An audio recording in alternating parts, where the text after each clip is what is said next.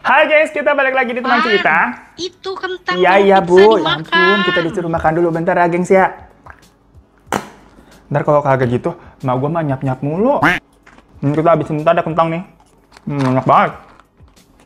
Nah, cerita kali ini tuh datang dari teman kita, namanya Ari dari Sidoarjo Timur. Maksudnya Sidoarjo, Jawa Timur. Habis geng. Gimana sih Ari ini? Dulunya merupakan warga asli Porong, gengs. Mungkin di sini dulunya ada warga asli sana juga. Dan senasib nih sama Ari nih. Boleh komen di bawah ya. Soalnya Ari dan keluarganya adalah salah satu warga yang ikut terkena dampak dari lumpur yang keluar terus-menerus tuh. Sampai saat ini ya kalian tahu lah ya. Lumpur apa yang kita maksud? Padahal Sidoarjo tuh dulunya adalah zaman kerajaan yang katanya sih dikenal sebagai pusat kerajaan Jenggala yang merupakan kepala naga pada zaman dulu. Jadi kawasan di sini maksudnya kayak macam kawasan strategis di ECBD yang kalau di iklannya Mbak Feni Rose dulu tuh bilangnya ini tuh kawasan segitiga berlian begitu kan yang bilang tante-tante cantik yang sasakannya tinggi. Ingat banget kata-katanya begitu. Ya maksudnya memang kawasan yang dinilai punya value yang tinggi. Karena di Sidoarjo sendiri pun dipercaya merupakan wilayah yang subur dan menguntungkan, gengs. Sehingga nih saking suburnya sampai kita semua tahu lah kejadian musibah lumpur yang terjadi di sana karena pengeboran hasil kekayaan minyak bumi. Dan Porong sendiri itu awalnya terkenal memang sebagai kawasan industri. Mulai dari industri kerupuk, makanan olahan, pemerah susu, jam tangan, hingga tadi tuh kilang minyak. Seolah ini memang menjadi kawasan surga industri, beragam perusahaan yaitu berlomba-lomba membangun wahana pendongkrak ekonomi masyarakat sekitar. Maksudnya pabrik. Ya Allah bahasanya ya. Tumben-tumbennya kita kayak orang bener. Pendongkrak ekonomi masyarakat sekitar. Ya Allah. Cocok iya jadi pembaca berita begini kan cakep ya. Ya tapi masyarakat di sana tuh mayoritasnya waktu itu sebenarnya menyambut baik. Karena gimana pun juga, banyaknya perusahaan besar yang invest ke daerah tersebut pastinya mengangkat perekonomian warga sekitar ya. Dulu si Ari juga cukup takjub tuh. Dari daerahnya yang sepi, kagak ada apa-apaan. Kayak HP lu dilihat mah sepi banget, kagak ada notif begitu. Tapi tahu-tahu nih tiap malam, banyak sorotan lampu tuh yang terang-terang dari para pabrik-pabrik kilang minyak. Jadi malam tuh tetap berasa hidup begitu kan. Kayak kita misalkan orang pasar Minggu diajak jalan-jalan ke Sudirman. Ya norak ngeliat jembatan cakep banget gitu warna-warni. Kayak rainbow cake. Iya Allah, masih ada rainbow cake gitu zaman sekarang ya. Tapi semua itu tahu-tahu berubah menjadi mimpi buruk. Saat ada pengeboran nih, di dekat wilayah pemukiman warga yang mencapai kedalaman 8.500 kaki. Sebelumnya sih katanya sudah banyak nih warga yang protes karena dianggap lokasinya ini terlalu beresiko. Cuma ya karena satu dan lain hal, tetap dilanjutkan sampai kedalaman 9.297 kaki itu dalam banget. Ya akhirnya terjadilah bencana lumpur. Keluar gitu kagak berhenti yang mengaliri desa kerendam itu. Tapi disclaimer aja di sini kita bahas beginian kagak ada politik-politiknya maksudnya. Mentang-mentang mau pemilu lagi panas nih, kita mah di sini mau bahas hantu. Hantu. Yang mana pokoknya total lebih ada dari 10.426 rumah warga yang akhirnya terendam lumpur. Dan tentunya ini menjadi isu internasional ya, gengs. Karena ya dianggapnya apa ya nggak ada solusinya. Sampai sekarang lumpurnya masih terus-terusan keluar tuh macam lumpur abadi yang meluas ke desa-desa sekitarnya. Ya sampai 10.000 unit rumah, coba lu bayangin. Klaster perumahan yang gedenya berhektar-hektar kayak kota wisata juga rumahnya kagak ada sampai 10.000 gua rasa. Jadi ini luas banget, gengs. Ya tapi kan ini namanya desa nggak cuma terdapat rumah ya, tapi ada juga tuh kuburan-kuburan dan makam-makam keramat yang semuanya ikut kerendam. Ya lu bayangin deh tuh, kan jadinya horor. Nah makanya baru nih kita masuk ke mistis-mistisannya. Dari tadi ya bisa kita kayak bacain berita dan berawal dari situ, gengs. Makanya waktu itu nih kata si Ari, banyak dukun di sana yang diminta untuk bisa memberhentikan musibah lumpur tersebut. Ya pokoknya segala cara dilakukan lah yang dari masuk logika sampai di luar nurul dicoba semua. Makanya banyak dukun akhirnya melakukan ritual dengan memakai media tumbal pengganti. Yaitu maksudnya nggak pakai manusia tapi pakai hewan. Jadi kayak pakai kepala sapi, kepala kambing atau kepala kerbau. Yang abis itu dijadiin sop yang enggak dong, makan mulu lah pikirannya, pantesan lu gembrot fan. Maksudnya itu buat ditumbalin kepala-kepala hewannya. Caranya itu tadi tuh kepala-kepalanya dilemparin ke dalam sumber galian lumpur. Ya gunanya untuk menghentikan semburan lumpur tersebut. Jadi ngasih pertumbalan kepada penguasa daerah yang dipercaya marah, gengs. Karena ingat gak tadi gue bilang di awal, di situ kan katanya wilayah kepala naga. Beneran dipercaya ada makhluk tak kasat mata yang berupa naga besar panjang banget yang kepalanya emang tapi badannya saking naga kan panjang ya, jauh bener tuh. Ekornya di mana ya? Gue lupa, di Jogja apa di mana gitu. buat yang tahu boleh komen di bawah ya. Karena saking panjangnya, pokoknya kepalanya di mana, ekornya sampai mana. Nah, makanya di sini nih maksudnya dipercaya waktu pengeboran itu si kepala naganya nih kena itu bornya. Karena kan kepalanya ada di daerah Sidoarjo. Makanya naganya marah. Begitu gengs lah kira-kira ya. Nah, coba misalkan bapak lu deh lagi tidur, terus palanya lu geplak pakai bantal gitu, apakah durhaka lu kan? Tapi bapak lu bakal marah ya. Ngamuk, apalagi ini naga palanya ditusuk pakai bor. Ya muka. Nah, tapi kita balik lagi aja ke kehidupannya si Ari ya. Muter-muter dia emang ceritanya, biarin aja deh, biar seneng kita dengerin. Tadi pokoknya nyeritain kepercayaan masyarakat sana. Nah, di kejadiannya nih, waktu itu Ari ini kelas 1 SMP. Ari ini 2 bersaudara, dia punya adik, tapi masih kecil, baru masuk SD. Dan rumahnya Ari ini juga berdekatan dengan rumah keluarga dari ibu, jadi neneknya gitu loh. Tinggalnya sama Pak D-nya, sama keponakannya numplek pokoknya jadi satu di situ. Ya di desa kan emang biasa ya. Kalau satu keluarga masih sebelah-sebelahan gitu tinggalnya. Nah, waktu itu seperti biasa, setiap sore jadwalnya Ari ini tuh mengaji hingga menjelang maghrib di surau atau musola yang di wilayahnya dia. Tapi habis selesai ngaji, kebetulan hari itu aja mendapatkan tugas untuk membereskan surau bersama temannya. Jadi emang kayak ada jadwal piketnya gitu loh. Nah, jarak dari surau ke rumahnya Ari bisa dibilang nggak jauh tapi nggak deket juga. Pokoknya habis Ari membersihkan surau, dia baru bisa pulang di jam 7 malam. Entah kenapa Ari perasaannya saat itu agak kayak nggak enak nih, gengs. Masalahnya, tadi emang pas bersihin suraunya berdua nih sama temennya. Tapi arah rumah mereka ini berlawanan, jadi pulangnya nih nggak searah, sendiri-sendiri. Nah, pas lagi jalan nih, Ari aja udah merasa angin yang berhembus malam itu lebih dingin dari biasanya. Sampai-sampai hawanya tuh nusuk ke kulit, membuat berdiri. Maksudnya kan kalau dingin emang kadang suka berdiri ya. Bulu kuduknya berdiri. Fokus sih, jangan aneh-aneh nih. Jauh kita kagak bisa gampar. Abis bener aja, gengs. Pas lagi di jalan nih, matanya tertuju kepada sebuah rumah. Ya memang itu rumah udah lama ditinggalkan sama penghuninya. Nah, FYI aja nih, semenjak kejadian lumpur itu, banyak warga yang memutuskan memang untuk pergi. Walaupun memang desanya Ari pada saat cerita ini tuh belum kena nih semburan lumpurnya, belum menjalar ke desanya Ari. Tapi memang sudah menjadi area yang bisa dibilang tercemar lah. Minimal tercemar udara kan dari gas. Ya desa-desa sebelah yang tetangga-tetangga udah pada tenggelam. Cuma ya namanya orang kan kadang ada yang mau pindah, tapi ada yang keke mau di situ juga, namanya rumah sendiri ya. Dia rasa ya udahlah, orang wilayah kita belum kena, ngapain pindah gitu loh. Nah, tapi karena tadi kan emang udah banyak yang pindah anyway, makanya banyak rumah-rumah yang kosong. Nah, pas Ari lagi lewat tuh, kok dia kayak ngeliat ada putih-putih berdiri di dalam rumah itu dari jendela gitu, gengs. Setahu Ari itu rumah kan udah kagak ada penghuninya ya. Nah, pas dilihatin lagi, lah ternyata pocong. Ya Ari teriak sambil lari-lari ke rumah. Itu sepanjang jalan katanya dia terus teriak sampai ada beberapa orang ya emang keluar rumah, dikiranya kan ada apaan itu anak teriak-teriak. Sampai Ari di depan rumah, sang ibu juga keluar nih karena dengar teriakan anaknya itu kan. Oh no, potori. Sambil ngos-ngosannya Ari bilang nih, pocong bu, pocong bu, pocong bu. Neng diri, sing duwe omah kosong itu bu. Ya udah ayo cepet mlebu. Malam itu Ari yang ketakutan di rumah mah untungnya nggak ada apa-apa nih. Maksudnya dia nggak diikutin sama sosok pocong itu sampai rumah. Nah, keesokan harinya, Ari disuruh ibunya untuk pergi ke warung ya, biasalah beli gula, beli minyak dan segala macam. Nah, waktu di warung nih, si Ari dengar dari ibu-ibu yang pada ngerumpi tuh di sana tuh. Katanya di desa sebelah lagi ada teror andong pocong, di mana orang yang melihat pocong tersebut tuh meninggal dengan keadaan tubuh tengkurap atau telungkup. Lah, Ari yang bener begitu? Kan kaget ya. Dia niatnya nguping kan kayak pada, ini rumpiin apa ya lah? Kok ngerumpiin pocong? Masalahnya pas banget. Kan semalam dia juga lihat pocong. Nah, yang kayak gini nih, sesuatu yang pas tapi nyebelin. Kayak nggak suka kenapa bisa ngepas begitu dengernya. Beda sama sambal 2 belibis. Yang pedesnya pas.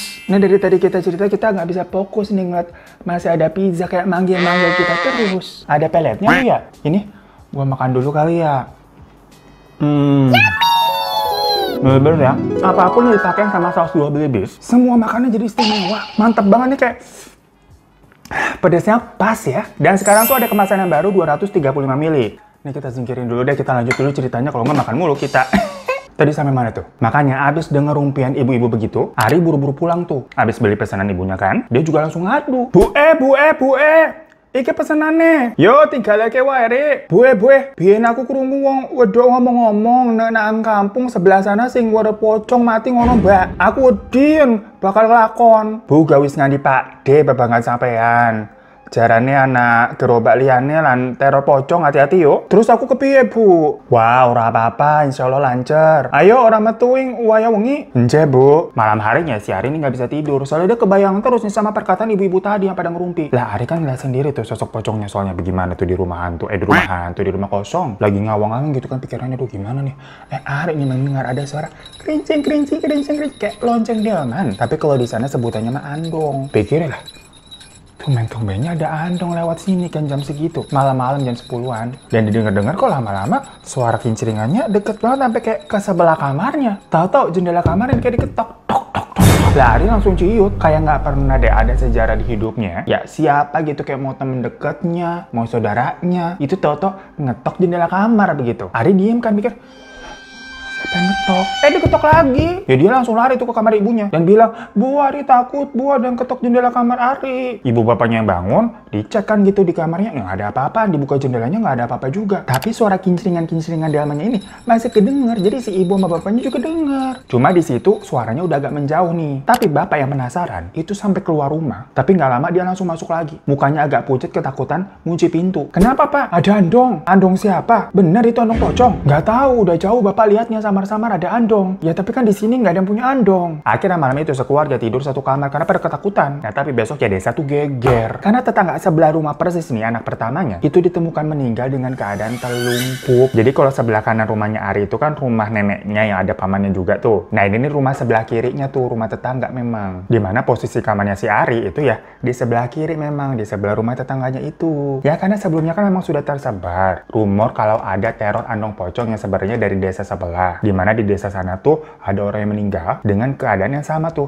telungkup tengkurap. Jadi langsung pada cocok logi mengkait-kaitkan dengan hal ini udah merambah ke desa mereka. Apalagi Ari dan keluarganya yang semalam kan juga mendengar tuh memang ada suara andong. Apalagi bapaknya bener-bener ngeliat andong tapi posisinya mau jauh. Jangan-jangan kemarin itu andongnya sebenarnya ke sebelah rumah tuh, ke sebelah tetangga. Makanya kedengaran sampai ke rumahnya Ari. Nah mendengar cerita tersebut langsung semua orang pada kehebohan panik memperingatkan anak-anak mereka untuk jangan buka pintu sama jendela kalau malam-malam ya. Kalau ada yang ngetuk jangan ada yang bukain. Dari situ suasana desa sudah menjadi mencekam. Nah jam 5 sore ini udah semuanya masuk pada tutup pintu. Bahkan sampai ada yang ngungsi ke rumah saudara di desa lain yang letaknya lebih jauh. Pokoknya malam situasinya udah bersepi deh. Nggak ada nih yang berani keluar rumah. Sekalipun itu misalkan orang ngeronda, nggak ada yang ngeronda sampai gengs. Karena warga di sana tuh waktu itu percaya ini tuh sesuatu yang nggak bisa ditangkap dengan tangan manusia. Jadi bukan kayak mau nangkep maling ataupun rampok gitu. Nah Ari nih masih terus terancam ya karena sebelumnya kan dia sempat lihat pocong di rumah yang kosong. Dia ya ketakutan terus karena dia berpikirnya jangan-jangan target selanjutnya ini saya karena saya telah melihat pocong. Ya namun malam itu Ari dan sekeluarga itu nggak dengar apapun sih sampai mereka akhirnya bisa tertidur. Jadi nggak ada suara-suara andong tuh. Tapi subuhnya lagi-lagi warga heboh karena ada yang meninggal lagi. Coba gengs ya Allah inilah ya. Perempuan meninggalnya di kamar mandi posisinya telungkup. Rumahnya kali ini memang jauh tuh dari rumahnya Ari. Jadi kayaknya sebenarnya malam-malam tuh si perempuannya ke kamar mandi. Soalnya kamar mandinya memang berada yang kamar mandi luar gitu loh. Pagi-paginya barulah keluarganya tuh ngeliat, baru nyadar. Ya udah nggak selamat. Karena semakin geger, akhirnya ibu memutuskan untuk mengungsi ke rumah sepupu ibunya yang berada agak jauh dari desa. Tapi yang masih di wilayah Sidoarjo juga. Tadinya ibu mau mengajak nenek sama pamannya, tapi neneknya ini udah sepuh banget, jalan aja susah. Jadi bisa dibilang pasrah lah. Ya mungkin ibu dan keluarga kayak semacam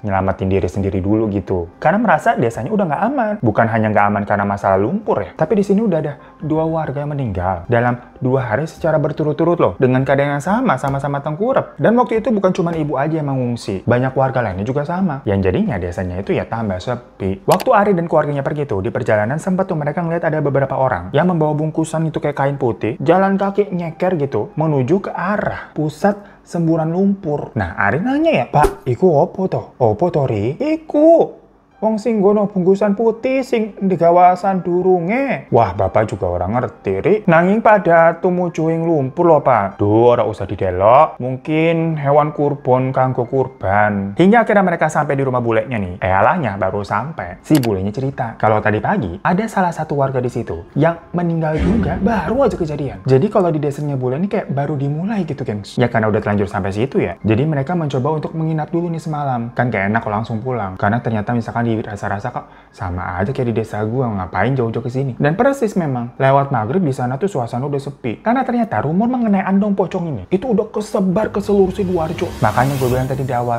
mungkin teman-teman ada yang senasib pernah ngalamin juga, boleh komen di bawah ya. Di sana Ari ini tidur bareng-bareng sama orang tuanya dan adiknya jadi satu numplok. Sampai jam sekitar 2 pagi tiba-tiba terdengar suara teriakan yang membuat semua orang kebangun. Pak Le sama Bu Le tuh juga ikut kebangun. Di situ mereka bilang, udah nggak usah dicari tahu, besok pagi aja. Pokoknya jangan ada yang keluar rumah dulu sekarang. Lagi pada tegang begitu, bingung siapa yang teriak tuh. Tahu-tahu terdengar ada suara orang minta tolong. Ngetok-ngetok pintu rumah gitu, tapi dari jauh nih kedengarannya kayak rumah tetangga sana, sampai tahu-tahu ke rumah mereka tuh suara ketokannya. Dok, tolong. Ya tadinya paling nggak mau bukain pintu. Karena kan kayaknya nih orang lari-lari gedor-gedor pintu ke tetangga-tetangga lain, tapi pada nggak mau bukain tuh. Cuma Bu Leni ngomong, wes buka lo pintunya, orang minta tolong. Yang sama Bude dibuka. Ternyata itu Pak Yudi emang warga situ. Dia bilang katanya dia baru balik, ada urusan di desa sebelah. Nah pas dia lagi naik motor nih pulang, tahu-tahu dia ngeliat nih pas-pasan sama Andong di depannya. Di situ dia udah deg-degan sebenarnya karena rumor Andong pocong. Tapi gimana kan posisinya berlawanan nih mau ketemu. Yang Pak Yudi emang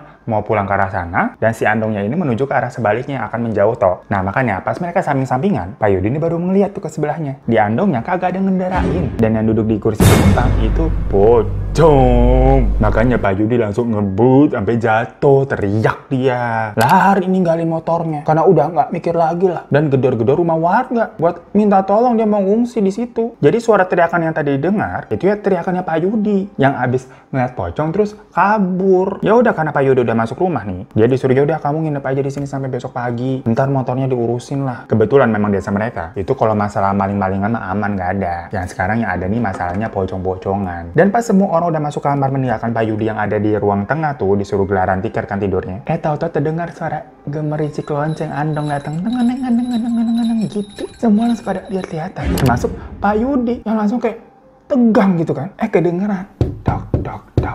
Ada yang ngetok pintu depan, gengs. Di balik badannya Pak Yudi nih, pintu depannya nih. Semua orang langsung diam udah di posisinya masing-masing kan. Pak Yudi juga sampai nggak berani bergerak, kayak semua orang tuh diem biar kayak nuansanya nih nggak ada orang di rumah. Kebayang nggak sih misalkan kalau ada tamu gitu ngetok pintu rumah terus lu nggak mau bukain di dalam. Biasanya kan memang orang di dalam itu berusaha tidak menimbulkan suara biar dikata kosong tuh rumahnya. Ya kayak gitu tuh persis, diketok-ketok lagi.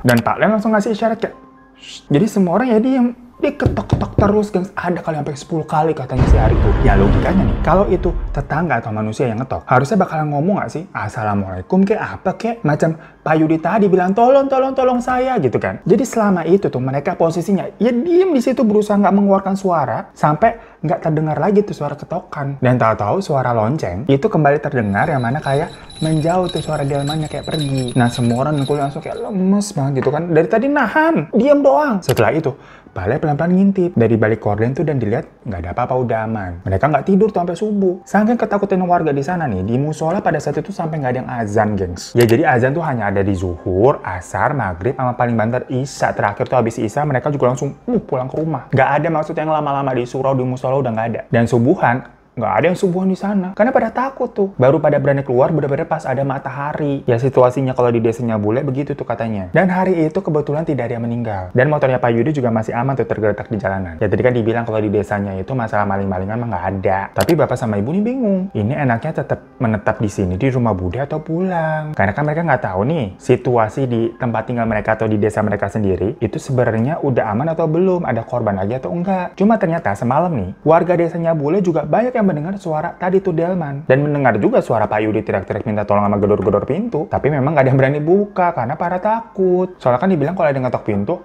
jangan dibukain, padahal itu bener Pak Yudi. Masalahnya, warga ini beber sampai nggak mau bukain pintu, ada rumor yang menyebutkan, jika rumah target nih sudah diketuk, itu katanya nggak akan lepas begitu aja. Yang mana nantinya akan didatengin lagi begitu, gengs. Makanya pada parno. Cuman pas dengar ternyata kemarin yang ngetuk pintu adalah Pak Yudi, pada lega begitu, pada jahat ya. Kagak ada yang bukain pintu habisnya padahal si Pak Yudi itu minta tolong. Nah, cuma masalahnya, kalau dari versinya di rumahnya Bule dan Pak D, itu kan habis Pak Yudi masuk, ada yang ngetok, yang berarti itu bukan orang dong. Berarti rumahnya Pak D sama Bule udah diketok nih. Nah nanti malam akan diketok lagi nggak? Mereka bingung. Rumahnya Pak D sama Bule ini diketok apa jangan-jangan karena tadi Pak Yudi masuk? Karena kan sebelumnya Pak Yudi emang melihat Andong pocong tersebut kan. Jangan-jangan ya Pak Yudi sebenarnya diincar, bukan rumahnya Pak D sama Bule. Nah tapi kan sekarang konteksnya Pak Yudi udah nggak tinggal di rumahnya Pak D Bule. Apakah malam ini akan diketok lagi gitu loh? Tapi kalau merasa rame-rame barengan itu akan lebih aman, karena kan di sini berarti ada dua cowok dewasa, Pak D sama Bapak kan. Akhirnya diputuskan untuk mereka tetap menginap di sana lagi. Mereka semua udah standby tuh sampai jam 11 malam. Tapi memang Ari dan adiknya udah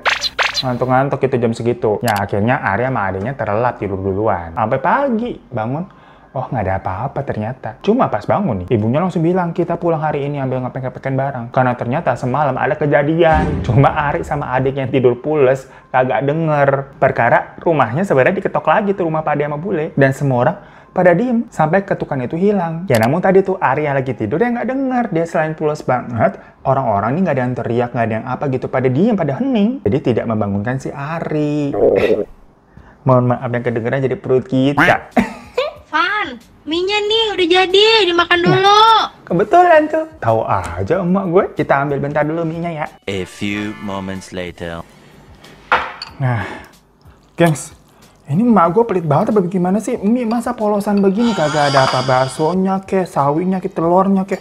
Polos banget, kayak gini mah kurang pas. Nah iya, sausnya juga belum nih ya. Kita tambahin aja makan ini.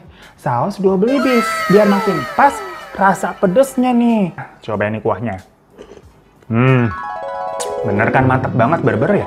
Saus 2 belibis tuh, juara banget. Mau dipakai buat makanan apa aja jadinya pasti maknyus. Ya gimana enggak, saus 2 belibis ini tuh dibuat dari perpaduan cabai segar, bukan cabai kering. Kandungan cabainya juga lebih banyak dibandingkan produk saus lainnya. Nggak pakai pewarna lagi, ini udah beneran merahnya merah cabai. Jadi nggak asal pedes doang, gengs. Yummy! Tapi pedesnya tuh pas, rasanya juga istimewa. Udah gitu, sekarang ada cuka sama sambal terasi nih, gengs. Ya nggak apa-apa, bentar ya para majikan ya. Kita isi amunisi dulu nih.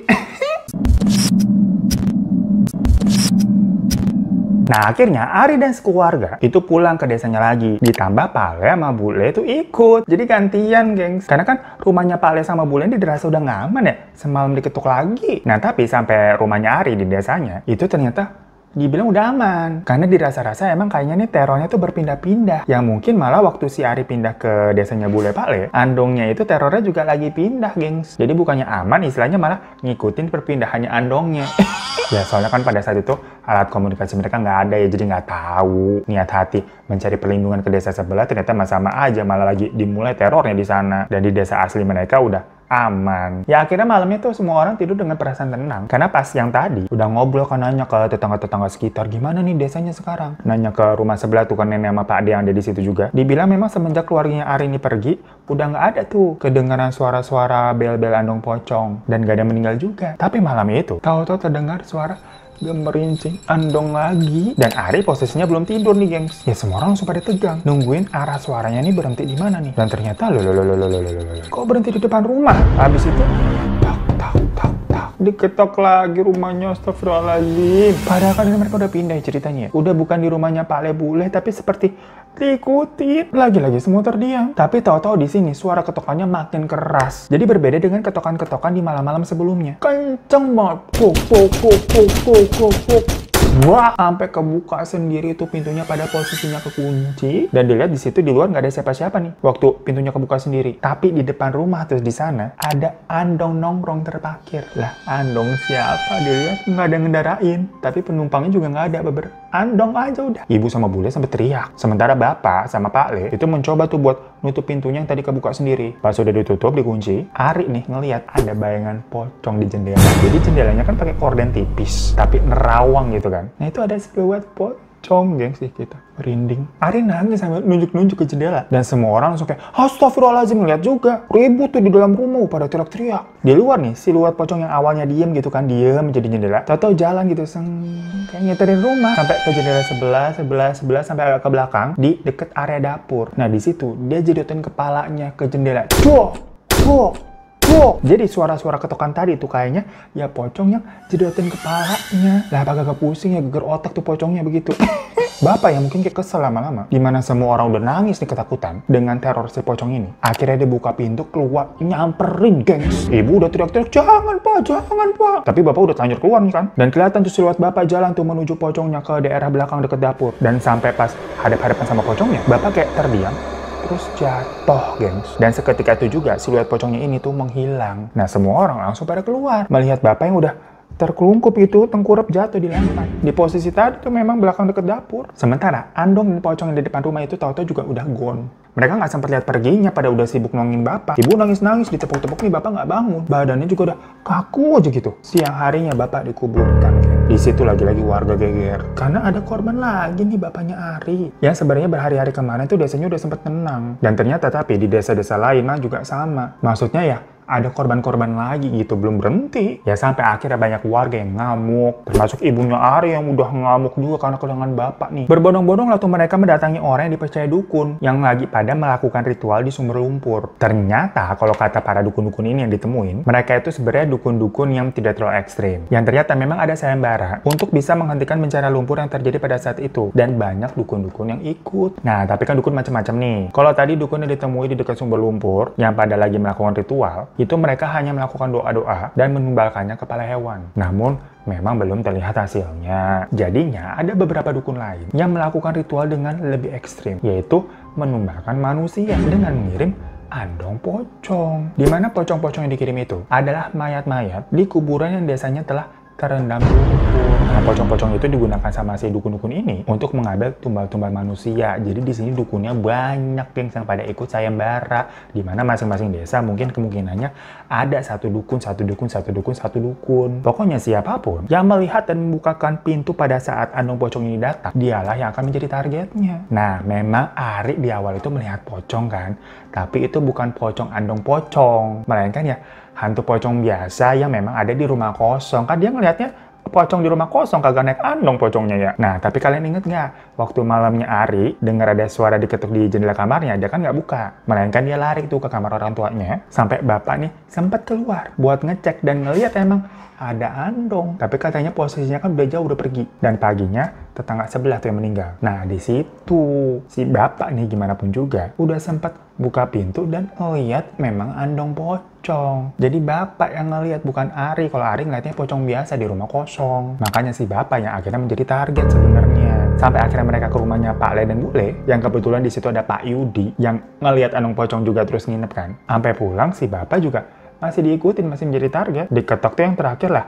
dia malah bukain pintu, nyamperin. Ya innalillahi, jadinya kena, gengs. Dan tahu nggak, di desanya Bu Le, sehari setelah malam kejadian bapak ini meninggal, Pak Yudi itu akhirnya meninggal, geng. Karena dia keluar malam-malam. Emang ada urusan dia kalau malam suka keluar ya, tapi akhirnya ya udah meninggal karena andong pocong juga. Dari situ makanya banyak orang yang katanya ngamuk. Perkara banyak warga yang udah jadi korban. Orang ini gimana ya, situasi wilayah mereka udah susah. Perkara ini ada musibah lumpur. Itu aja udah banyak korbannya kan, rumahnya pada kelelep. Kok ditambah lagi ada korban nyawa, pertumbalan buat andong-andong pocong ini buat nutup lumpur itunya juga. Jadi kayak ini gimana sih, jadi double gitu loh. Akhirnya dicari-cari tuh dukun-dukun yang diduga memakai ilmu hitam buat pertumbalan manusia itu. Sampai dukun-dukun yang sebenarnya pakai tumbal hewan itu juga pada ikut ketanya, kena amukan warga. Karena kan mereka yang paling gampang ditemuin ya, karena langsung terang-terangan itu di sumber lumpurnya. Yang lama-lama mungkin ini dukun-dukun yang jahat-jahat gitu yang bersembunyi itu pada takut. Ya kalau ketemu jadi bulan-bulanan warga. Mana udah banyak korban begitu. Masalah lumpur juga kagak selesai-selesai, gimana sih? Ini percuma dong. Jadi kayak udahlah, nggak usah gila-gilanya lu pakai ilmu-ilmu hitam buat menanggulangi beginian. Bener aja dari situ mulai berangsur-angsur tuh hilang teror andong pocong. Hilangnya juga kayak secara serentak di Sidoarjo. Karena tadi ya dukun-dukunnya mungkin lagi pada dicari. Itu pada ketakutan. Sampai akhirnya desanya Ari pun itu juga harus diungsikan. Karena diperuntukkan menjadi tanggul, perkara lumpurnya terus meluas sampai ke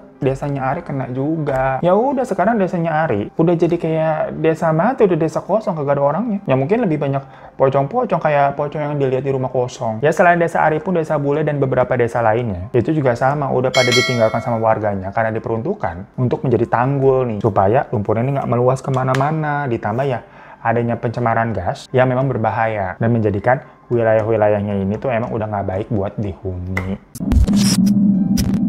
So itu kan cerita dari teman kita Ari, yang istilahnya udah jatuh ketimpa tangga pula. Udahlah, wilayah mereka kena musibah lumpur, ditambah ada teror mistis dari oknum-oknum dukun yang gila-gila sayembara. Perkara buat nutup lumpur itu juga. Bagaimana sih ceritanya, gue juga heran. Konsep pemikiran itu gimana? Tapi katanya cerita ini itu udah jadi rahasia umum dan terkenal banget di Sidoarjo sana. Yang mana tiba-tiba kehidupan masyarakat di sana tuh jadi kayak susah dan mencekam tiap malam. Tapi jujur, kita baru tahu nih dari ceritanya Ari ya. Kita taunya musibah lumpurnya doang ya. Tapi masalah andong Sidoarjo, andong pocongnya ini kita baru denger. Ya pokoknya semoga buat keluarga yang telah menjadi korban dalam masalah ini ya, itu bisa diberikan kesabaran dan kelapangan hati ya. Terima kasih Ari untuk ceritanya. Dan buat kalian semua yang mau kirim cerita, biasa langsung bisa kirim ke email ini. Terima kasih banyak udah nonton dan sampai jumpa lagi di teman cerita selanjutnya. Assalamualaikum.